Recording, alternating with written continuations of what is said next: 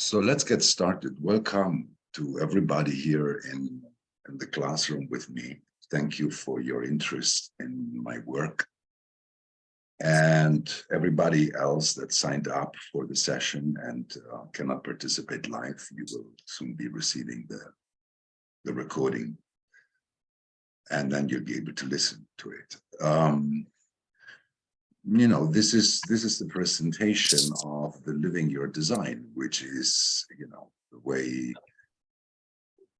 the way to start with developing a new relationship to oneself through the agency of experimenting with this knowledge. And in this context, this year, it's 30 years that I have been involved in this knowledge.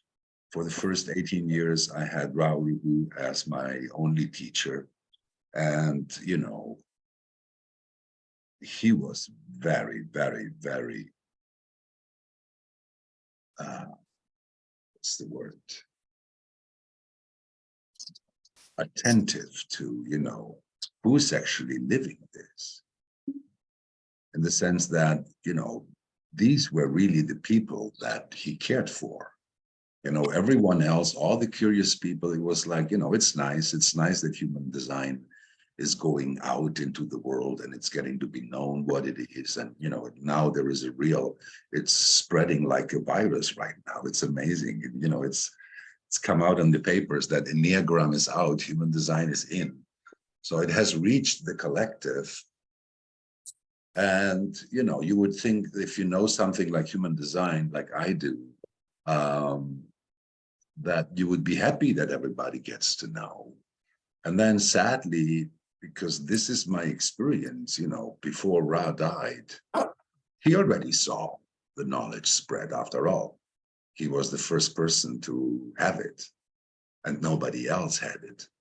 And he was the one seeing it go out and reach, fast to many, many places. But, he lived long enough through that process to realize it isn't going the way he wanted it to go, that the majority of people, they get turned on mentally. They think, it's interesting, but they're not living it. And in not living it, they're missing out on the most valuable aspect of this knowledge.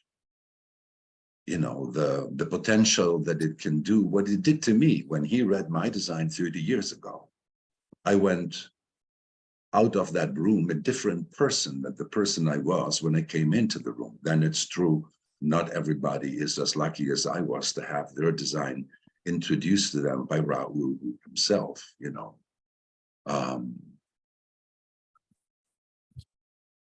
And in my 30 years of dedication, you see, I'm a certified trainer, not only of analysts, of teachers. I have trained analysts in 4 different languages, in many different places, different generations of them. And I grew tired of it. Literally, it is the only part of my work as a teacher that I can say, it sucks. It sucks, where it does not matter how much money I get, I feel underpaid,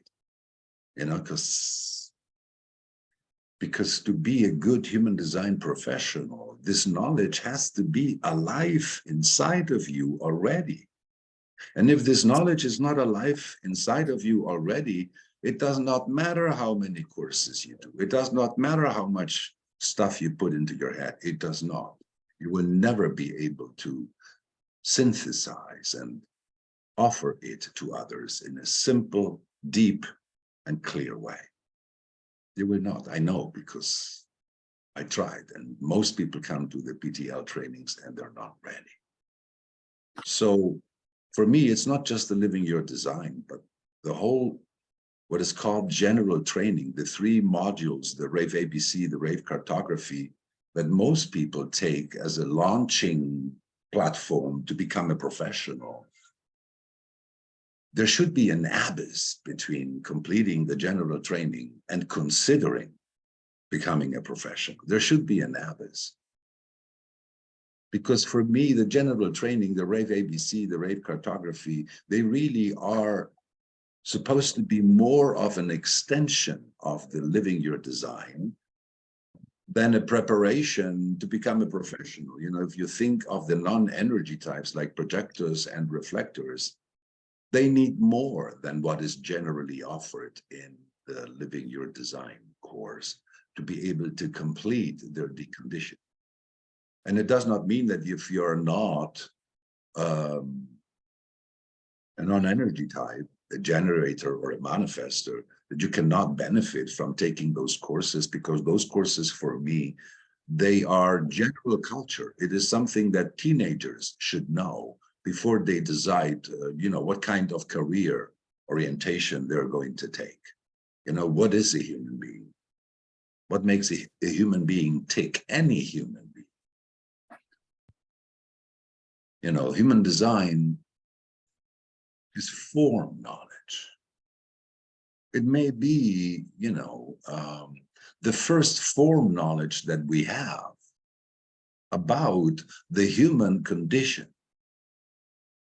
The human condition, not only the representation and explanation of what makes human beings tick physically, which we have known now for, you know, in many different ways, what we call science, but what makes human beings tick energetically, cognitively, consciously, and unconsciously.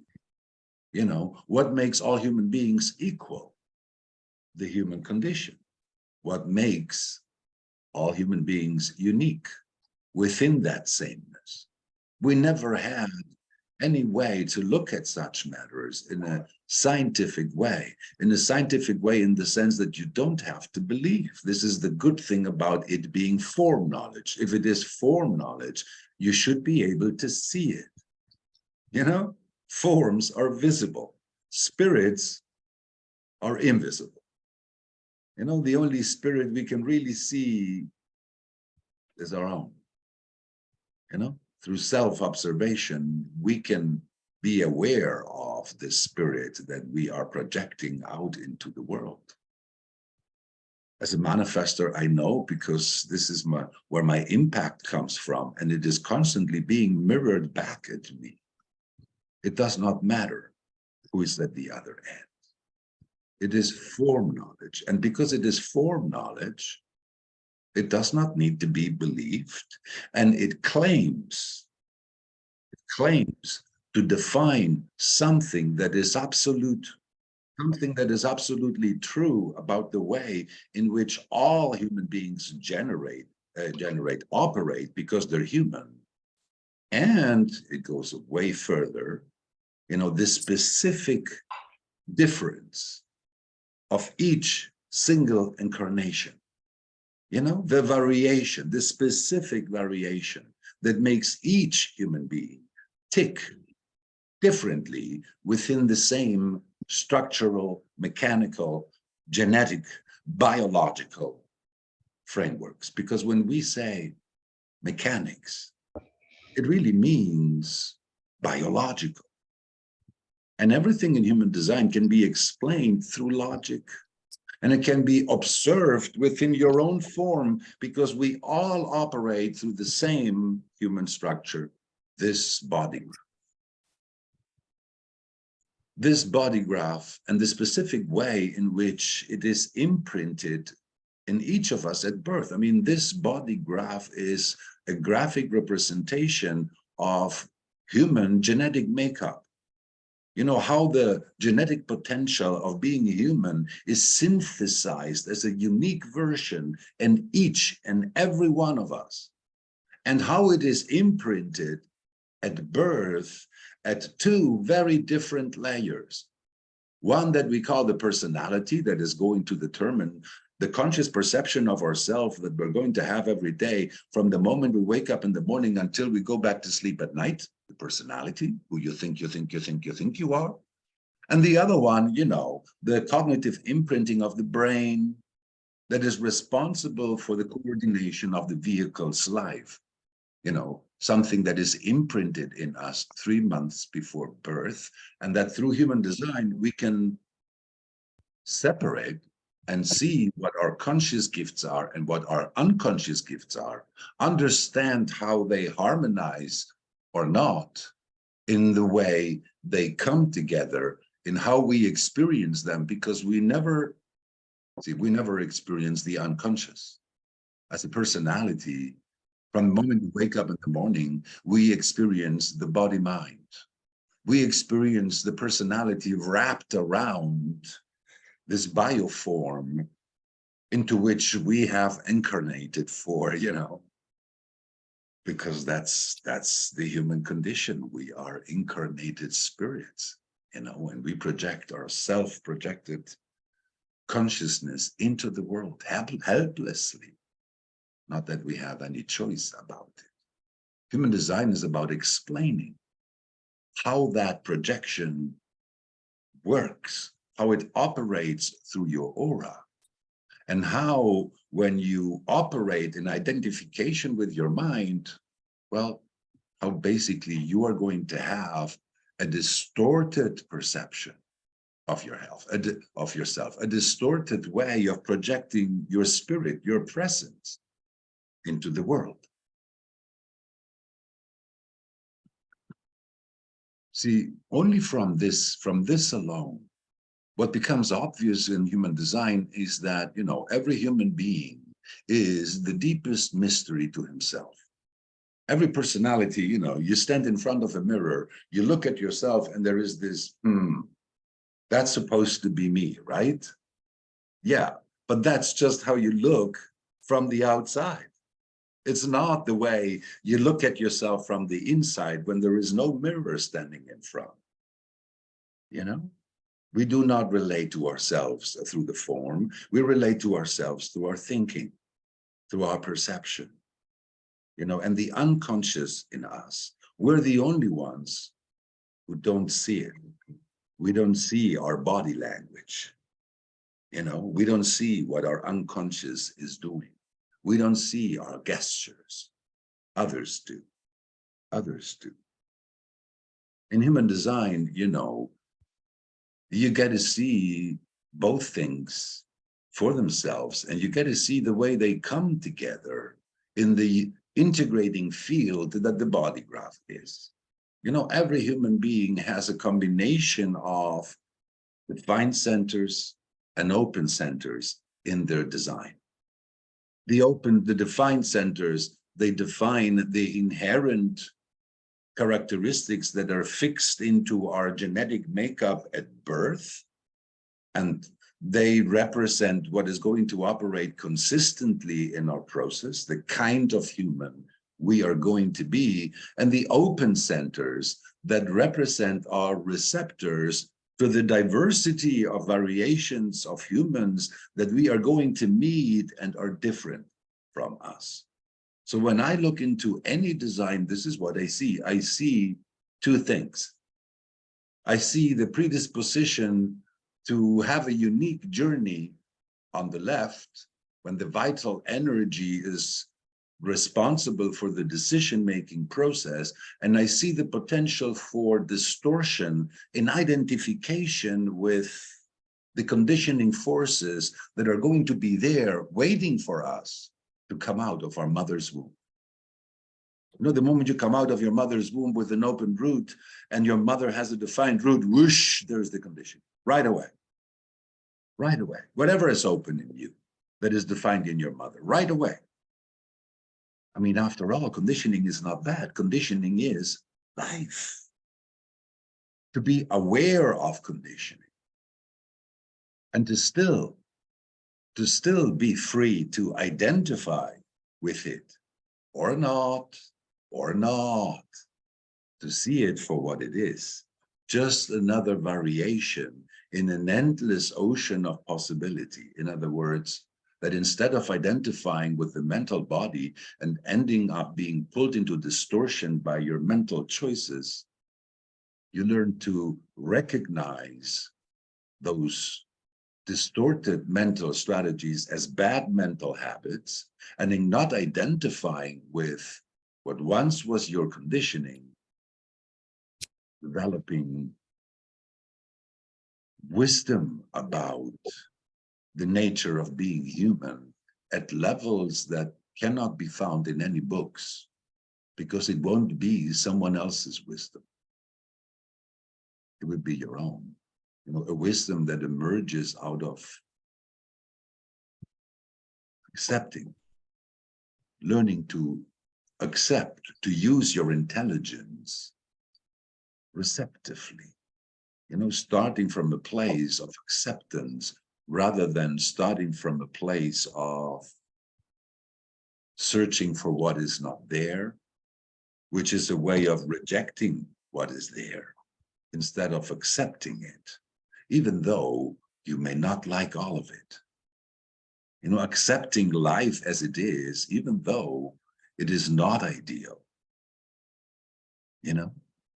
knowing it is not ideal, not expecting it to be ideal, because ideals are a mental product, are human, are an expression of the human mind. Ideals. Life is experience, and experience is the good and the bad and the in-between, but never ideal. So according to human design, no matter what your imprinting is, the information on the surface of any body graph can be organized in a very simple way in 4 basic categories that we call types. Now, each type is a different biological predisposition. It's a different temper. It's a different nature. And because they have a different nature, they have different gifts, they have different potentials, and they have different limitations. And human design says that if each of those 4 types understand their potential and their limitation, and they respect the mechanical rules logically, therefore, that they imply that they are all equally prepared to have the perfect life experience. All of them.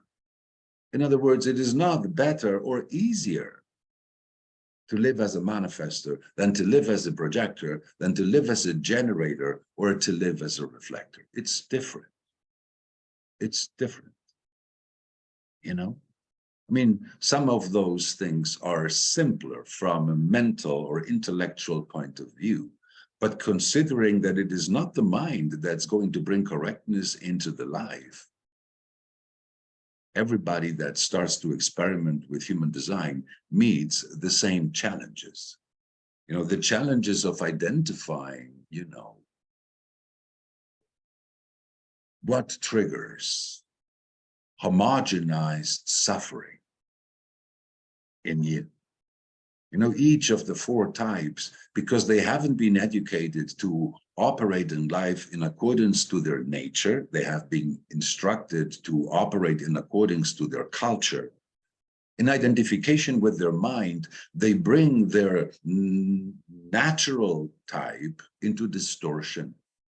And the manifestor, which is what I am, when they don't operate correctly, instead of enjoying the peace that naturally grows out of them, they're pulled into anger.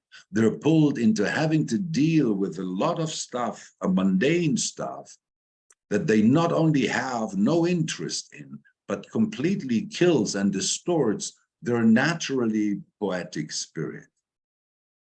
They're very highly spirited beings, but spirited means wild, and the world is a place of civilization. Civilization does not appreciate wild spirits that want to keep it wild. So the resistance they meet into the world just keeps these wild spirits in anger that is mostly repressed. And because it's repressed, nobody knows when it can come out. It's like a time bomb, walking around. 70% of human beings are generators. They're designed to be naturally satisfied like children by simply getting involved in doing something that they love. But in the world, in civilization, everything runs on duty. You don't do what you love, you do what you have to do, something for which we are instructed and emotionally, let's call it, prepared in the first 7 years of life. So generators, they're frustrated because their life consists of them waking up in the morning on the alarm clock. So they go and do stuff that they have to do in order to survive. They work for money. And in working for money, there is no magic coming back at them from what they do. And with no magic, they do not get the most essential ingredient for their spirit, which is satisfaction. To be satisfied with the life that you live, to be satisfied with every single day, to not experience life as a compelling problem, survival and security. When a child is afraid of its survival or security, it forgets playing. It is ready to give up playing. And, when a generator loves the work that they do, working and playing, they feel the same, So there is a whole potential. Generators are vocational beings. They all have a vocation to do stuff or something that's way beyond money. And yet, the immense majority of them are stuck on that mundane plane, and that's what keeps their spirit frustrated until the end. Well, there is an alternative way for all 4 types. Projectors, the most intelligent, the most refined spirits in the sense of their potential to be sensitive to others. Because you see, energy types, they're all about their own doing. They're all about their own ability to be autonomous in their doing. I'm not saying independent. But even when they collaborate, they like to know what they are individually responsible for. Projectors are about teamwork. Projectors are about coordinating, a team of people that collaborate for a purpose that benefits all of them. Their potential is to not only bring success on the material plane, but to redefine the very meaning and value of that success is no longer a matter of how much you get or how fast can you do it. Success is also a quality of how do you feel about yourself while you get there? How do you feel about being part of this? How, there's a whole other new way of defining what is of value 10%. to each. Only now 9. Call ended. You can please keep your microphones off. That'd be nice. Call ended. Call ended. Call ended. Let's see this microphone. Call ended. It's here. Call ended.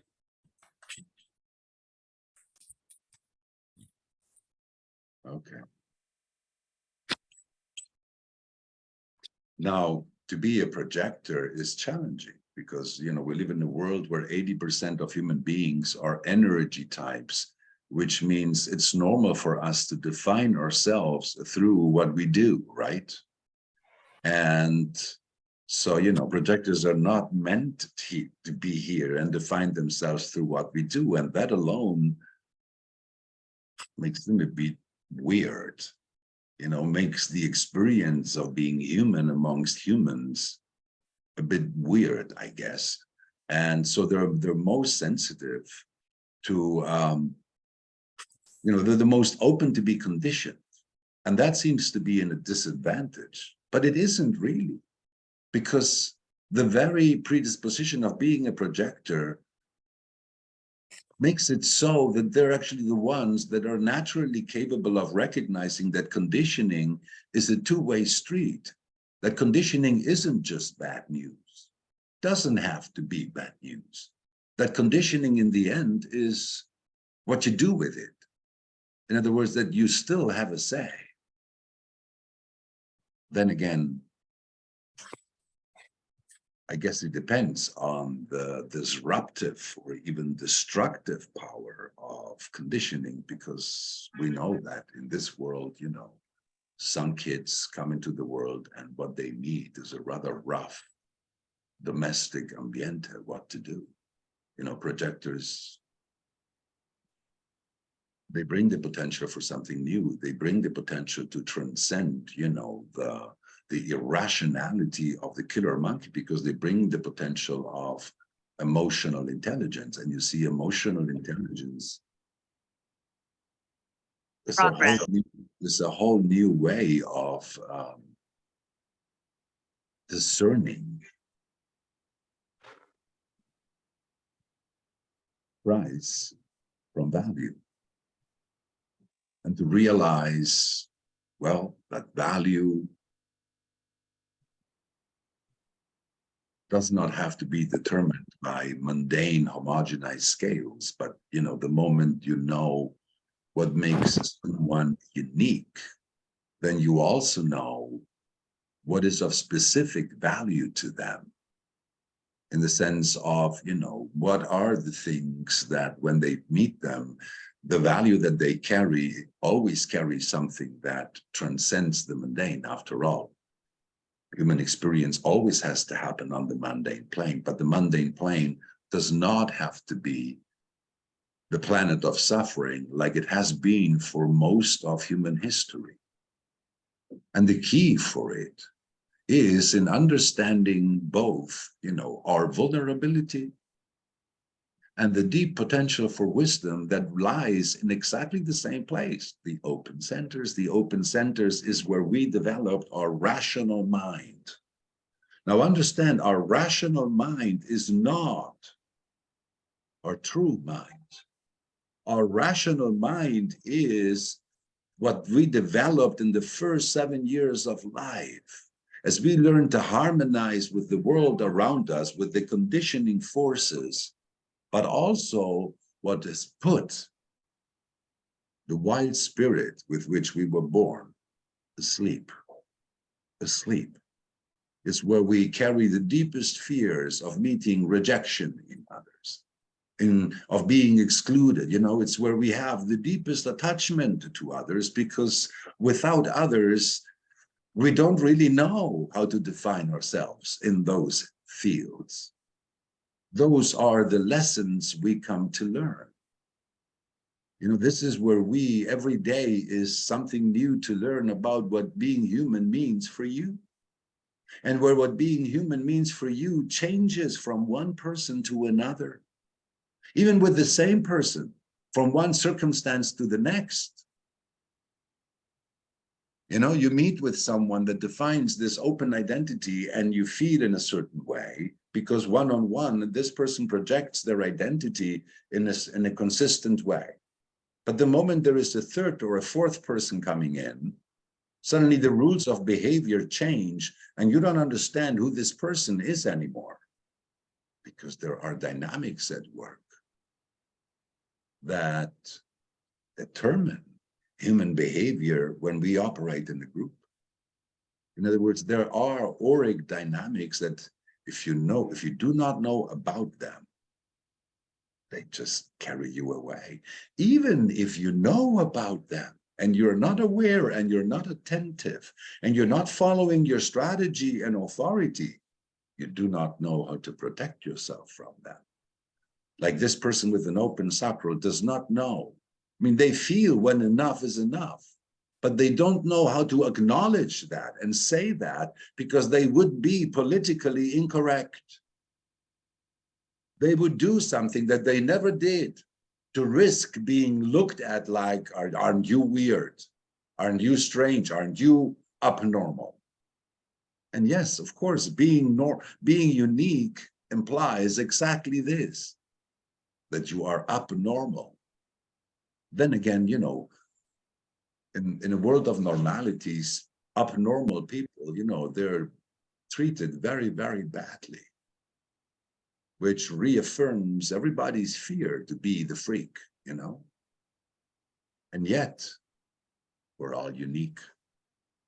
Yet, deep down, we all carry that deep fear or even conviction that we are the freak. You know, through our rational mind, we all develop much more understanding for others than for ourselves. You know, we never stop being a mystery to ourselves.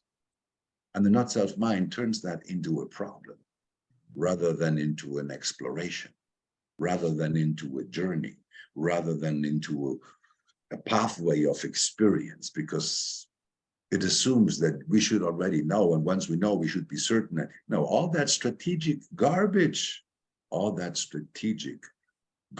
based on really old models, philosophical, moral models of what being human is supposed to mean, you know, out of generalization.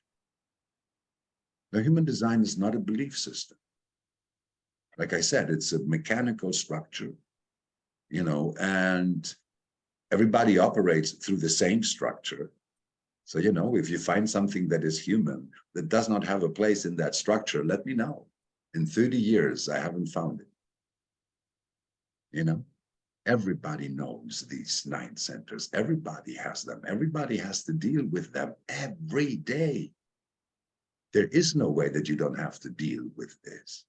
It's just that you don't deal with it the way everybody else does, either because it's fixed in you in a very specific way, or because it's open. And in being open, well, you're open to the diversity, yes, but within that diversity, your own definition and profile and gate activations are going to predetermine what kind of variations you have a predilection for, and what kind of variations of conditioning you are going to develop the deepest forms of attachment. You know, we tend to reproduce conditioning, which is a clear sign of attachment. You know, we tend to look for partners who bring the same kind of definition into our openness that our parents did. I mean, I know it was one of my first shocks shortly after I met human design, because I was an astrologer and I had the birth data of all the women that I had been with that were important for me. And, you know, through the horoscopes, I wouldn't see that level of affinity with my mom. But when I looked at it through the design, wow, was that a shock, because all of them without exception defined my open identity through exactly the same channel my mom did.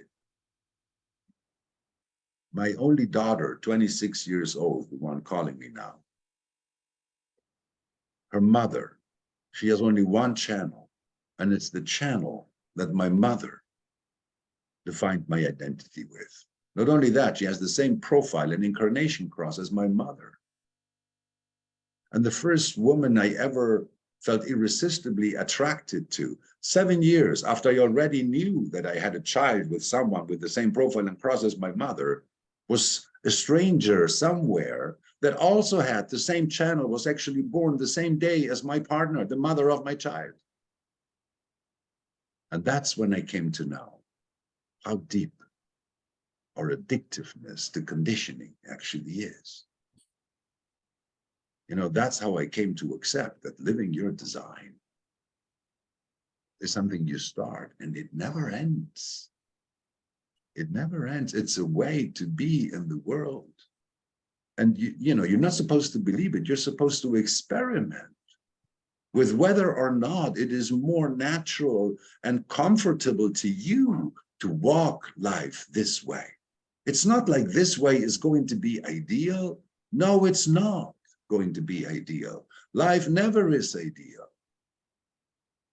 But if it is more natural to you, it should pull you a lot less into the distortion. And it should offer you a lot more of what is actually possible. You know, a manifester that learns to deal correctly with anger, that asks himself the right question, that sets the right priorities for the way he displays his personal power, is a manifester that ends up finding peace inside themselves. Peace instead of fear driving their process, because it is fear that keeps them in anger. It's the fear of being rejected if they actually inform others before they do.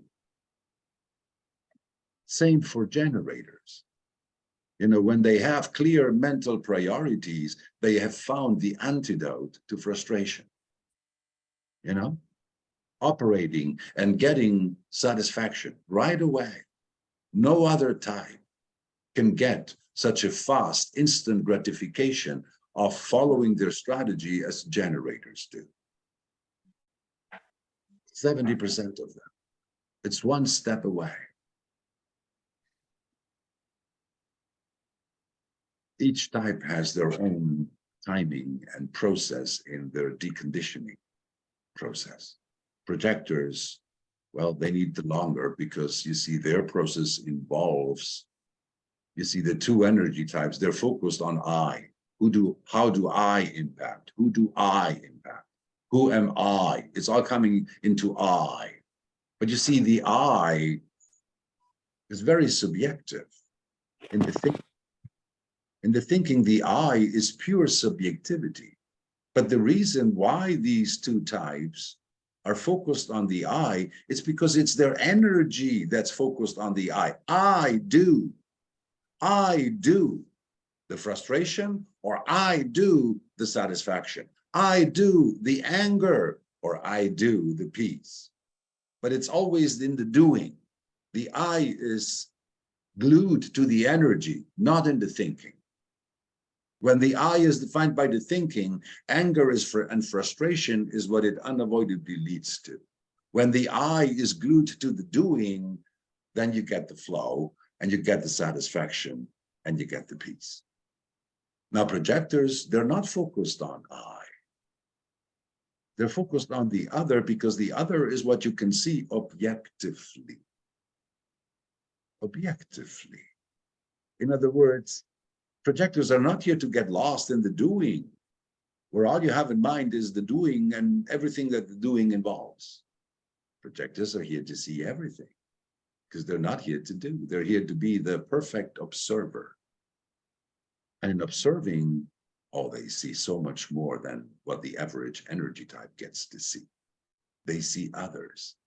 And not only do they see others, they eventually recognize and discover that whatever they see is a mirror. Whatever they see is a mirror that gets them to see themselves indirectly, to see it and everything that is part of it as a reflection of the world that they wake up to every single morning. Each one of the four types has a pathway, has a way to live a life that leads to yourself, that leads to the fulfillment of the potential with which you were born, and that does not have to end like most lives do, in the homogenized distortion of an angry spirit, a frustrated spirit, a bitter spirit, or a disappointed spirit. You know. And it's not about promises about if you follow your strategy, you're going to get here or you're going to get there. It's not. It's not. You see, in my experience, truth is a place inside. Truth is in the relationship I have to myself. Truth is in the story I tell myself. And therefore, that truth, that perception of who I am is a constant place of departure and return. In other words, I'm not trying to get anywhere. Wherever I go, I'm just trying to stay true to myself, you know? And whatever happens, I'll deal with. You know, if there's something I need to do and what I do impacts others, I know what I need to do. I inform very politely, you know, because that's how I neutralize people's resistance to let me have my way, you know, and I don't have to impose my way on anybody to keep having my way. And my way is, you know, it runs in parallel to everybody else's way on the same planet. I watch the news, I read the papers, I'm well informed, but it doesn't distort me. It doesn't distract me. It does not limit my perspective to the mundane. No, my perception is always holistic, is always on the horizon. You know, my way is always wider than the road. The road is just the place. You know, the way is the direction into which I move, you know, and it has to be a direction that moves towards me, that is the continuity of the manifestation of who I am in the world. Wherever I go, that's what I do. You know, I just change place, but I live within this breath of expressing my truth, coming back to my truth. And if I cannot do that, then I know it's time to move on. You know, it's done. What I needed to express here is done. And just move on in the greater flow of changes.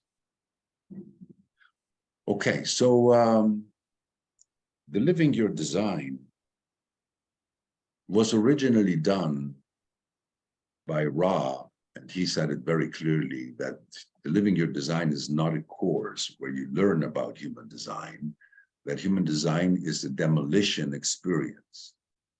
But human design is there to open a crack in the mental walls of your rational mind, you know, so that you can actually recognize the way your mind makes you identify with what you're not, pulls you into distortion, and keeps you there. And every decision you make from there just digs you deeper into the frustration or into the anger or into the bitterness.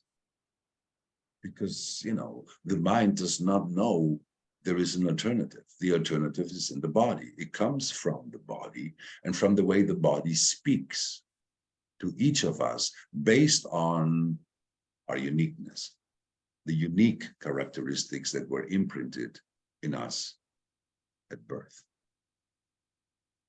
And originally it was done in 2 days. First day, you were introduced to the 9 centers, and very especially to the way the 9 centers become a problem for the rational mind the moment they are open in anybody's design. But it's the openness and the identification with the openness that pulls human beings into believing and wanting to be what they're not, and live in the distortion of not accepting, not knowing how to integrate and enjoy who they actually were born to be, who they already are. And then on day 2, the 4 types were presented as, okay, here you have 4 different solutions, 4 different ways to manage those quote unquote problems in a healthy way, in a way in which they no longer are problems. They are your potential. And because it's potential, it cannot be what defines you. It's just what you are open to, okay? What you need to have discernment for, and not treat it like there is anything missing, because if you feel that there is anything missing, you're going to be ready to fill it up with the first thing that looks like what you're missing. It's only when you know that there is nothing missing, that it's just something that you're open to, that you realize you don't miss it. There is so much of it in the world that, you know, you can't take it all. That's why you need. You see, it's not about stopping conditioning. It's about filtering conditioning. And it's about allowing your nature to be the one that defines what kind of conditioning you experience as something that empowers your inherent nature and purpose, and which conditioning just keeps fueling the distortion of who you are and, you know, cutting you off from, well, who you could be, where you're not identified with what you're not. So for 25 years, that's how I introduce people to the Living Your Design. You know, I came on Friday, sometimes I did an intro lecture, sometimes not. I introduced the 9 types on Saturday. I delivered the 4 types on Sunday, and Monday morning I left. Never look back. Do whatever you can with that. So over time, I asked myself, why is it so many people take this course and don't live it?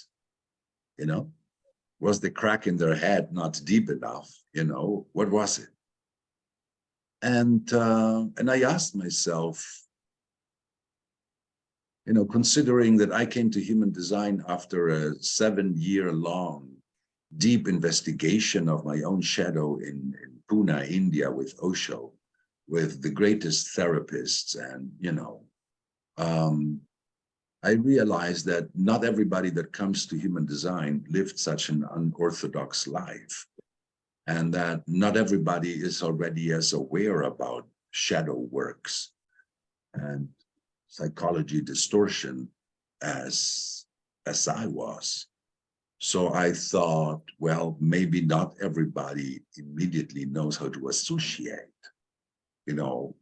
how to measure if you're living your design or not. Where does it actually matter? Where can you know if you are living your design or not?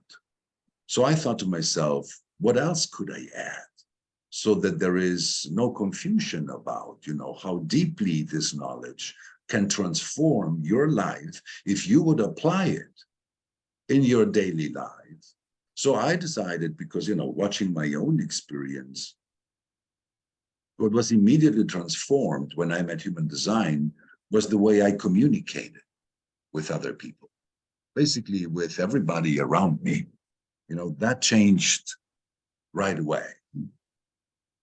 And my personal relationships, all these ideas that we have to be in certain ways, and no, it was just like, oh, wow, there's also this version. Oh, and there is that version, It was like, the longer I was into this, there was no way to jump on conclusions about, who's good, who's bad, because it no longer is a good guys, bad guys movie. Everybody's different. That not only I am unique, that my relationships are unique. That there is no model of relationship that I need to fit into, because with each person that I bond, I have a relationship that I never had with anybody else.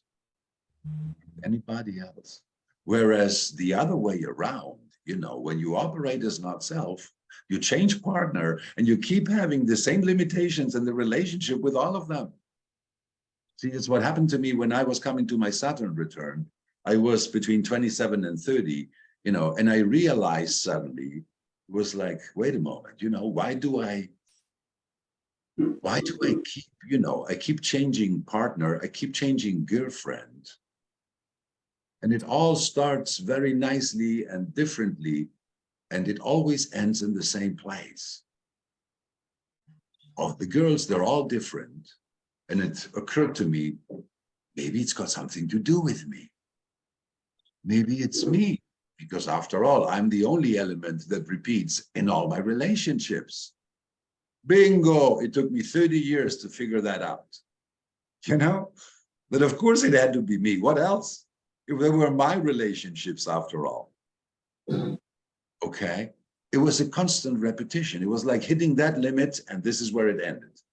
It didn't matter who was on the other side, because I was looking for a certain type. I was looking for something that didn't exist.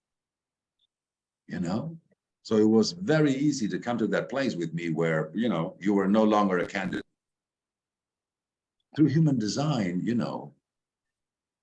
I have compatibility with everyone. The question is, how deep does this compatibility go over time? Which is not a choice. How different each person becomes a mirror to my impact. That's something amazing.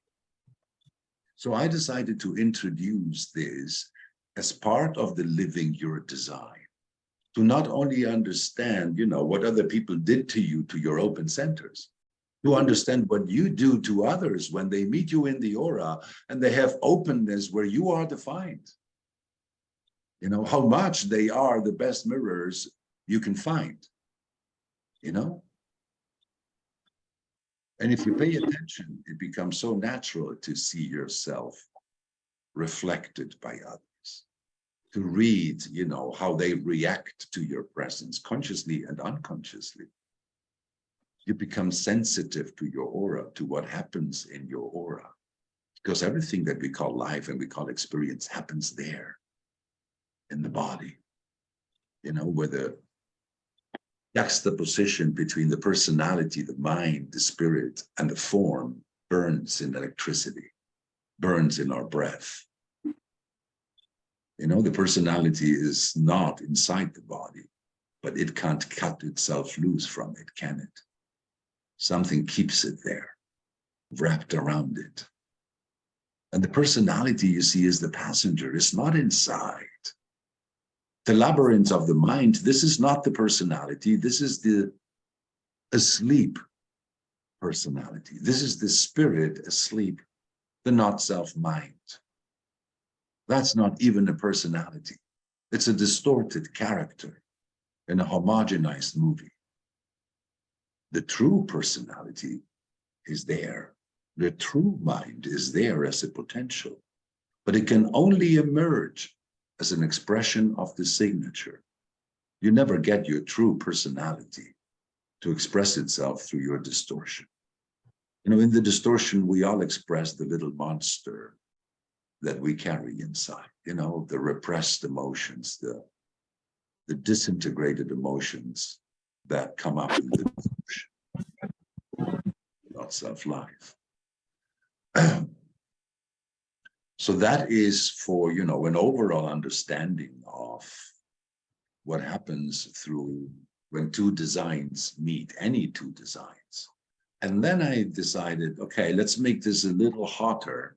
And I decided to add also another day where I introduce the mechanics of sexuality, you know, the mechanics of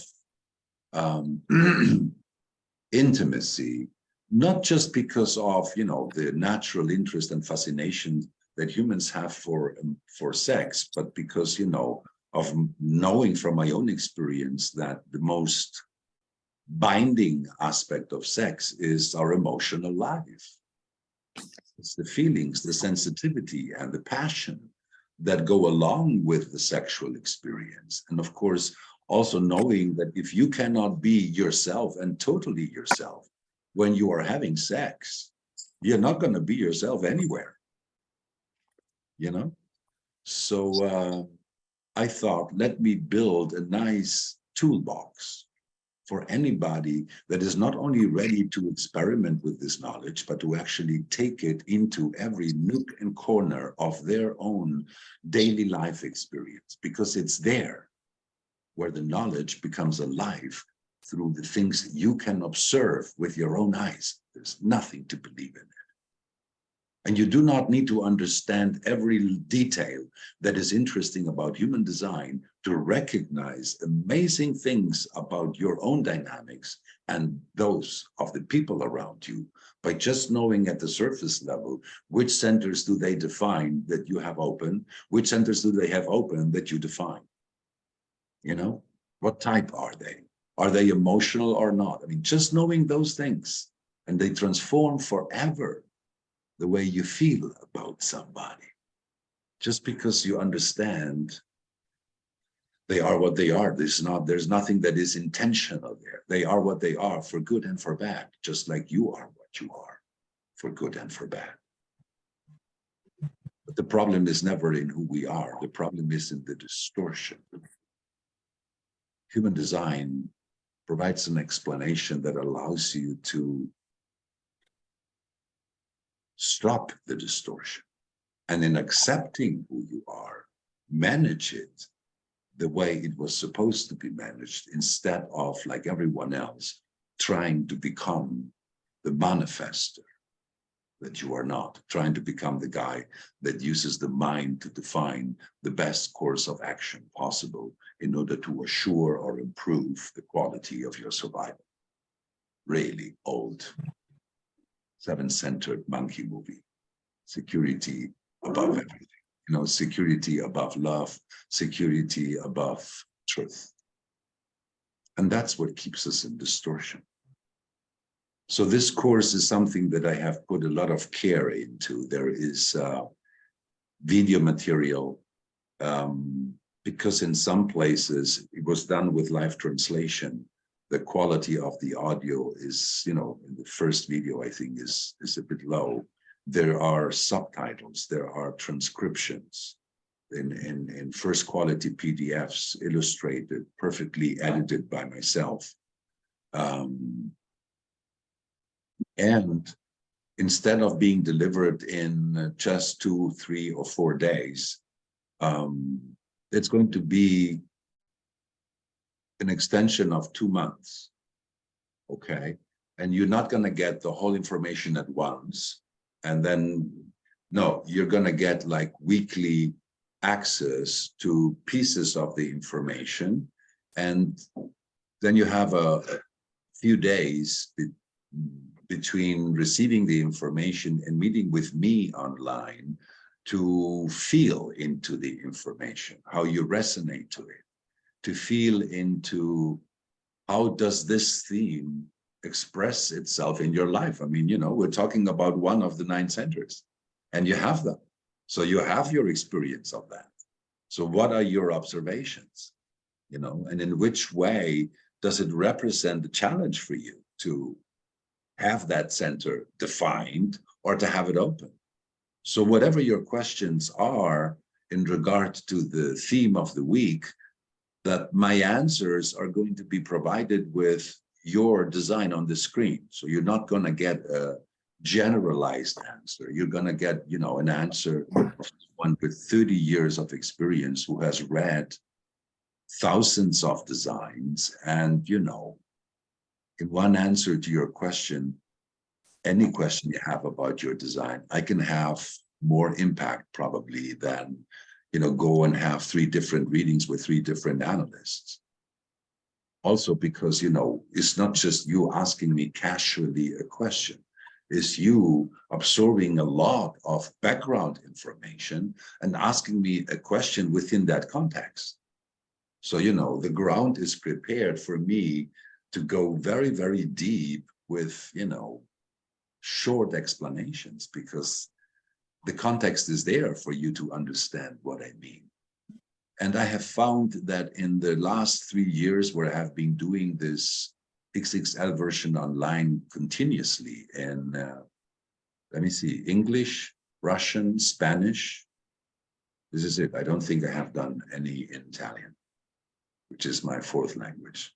But I've done it in this 3 language, 2 a year at least, for the last 3 years, and I was impressed. I was impressed because after 2, and in some cases it lasted even 3 months, everybody knew at the end of that process that they were ready to live their design, and they were also ready to know if they're not living it.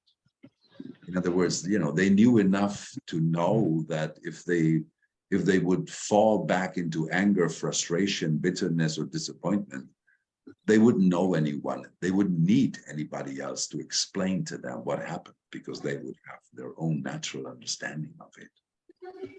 And they would also have the tools to pull themselves up by their bootstraps. And hey, if you keep doing what you always did, you can't expect different results. You want to give it a try. But I found that, everybody going through this process in this way, the feeling was that there was, a lot more determination at the end. Certainly, it would be a lot more difficult to forget and leave that experience behind because you have been mentally overwhelmed with information, and because you don't know what to do with it, you drop it all. No, it's a slow fire process that week after week, it's not just hearing the answers to your question. It's hearing the answer to anybody's question and to see how the answers are inspired in the same mechanical rules with slight variations based on, whether this generator is emotional and this generator is not emotional. They still both have to respond. In other words, you'll be able to hear that I'm just following the logic. I'm just explaining mechanics. I'm not making anything up. And that too is something that is encouraging in the determination to actually take advantage of the knowledge, not as if it was power to change what you imagine needs changing. No, the power that naturally emerges out of acceptance. Acceptance, instead of using the mind as a shield, as a way to resist being helpless in the face of life, to surrender to life, to embrace the helplessness of being what you are by nature, and then the surprise, the potential peace, the success that is more a quality of your receptivity and your ability to appreciate things as they are than any sort of achievement, because it's no longer an expression of strategic success, achievement, but a state of being. So this is what is being offered. And, well, anybody that feels ready to go into that process, I shall be happy to meet you and share that journey with you. I am not in a hurry to end, but I did say everything I wanted to say. I think that anybody that signs up is now informed about what to expect. And I'm open to answer a few questions if you have, whether it's practical about the course, the structure, the materials, whatever, or if it is about anything human design related that I've been speaking about. I'm open to them, anything that comes from you.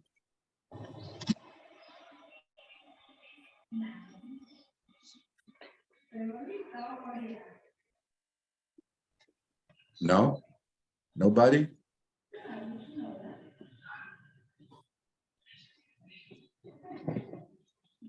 Oh, there is the chat. Let me see. Let me read the chat. Oh, okay.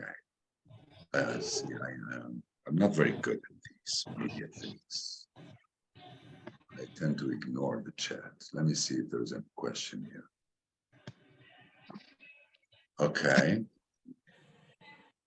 Got my professional reading some 40 years ago. I've been tried to live. Yeah.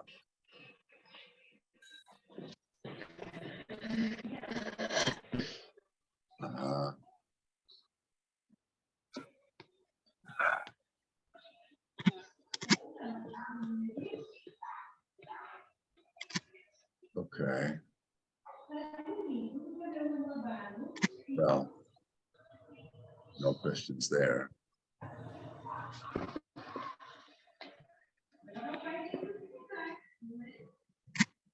Nobody needs to ask anything. You're all okay? I have a question, actually. Yes, Haley? Can you please tell us what time the live sessions will be at for discussion? I know you already have the dates on the website, but I would like to know what time zone and time so I can arrange my schedule accordingly. Please and thank you.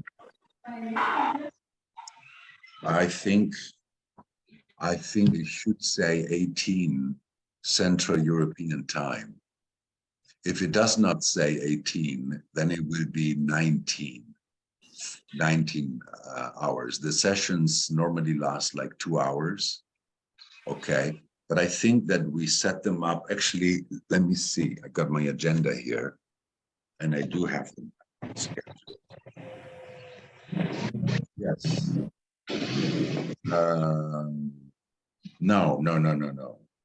Okay, here it is. Yes. It is 1800 Central European time in Spanish. And it is 20 8 o'clock in the evening in English, okay, every Monday. I did that because, well, considering there is the American market and you're like anything from 5 to 10 hours behind, that it would be best later in time. So it's 20 o'clock Central European time in English. Thank you. Pleasure. Anyone else has a question?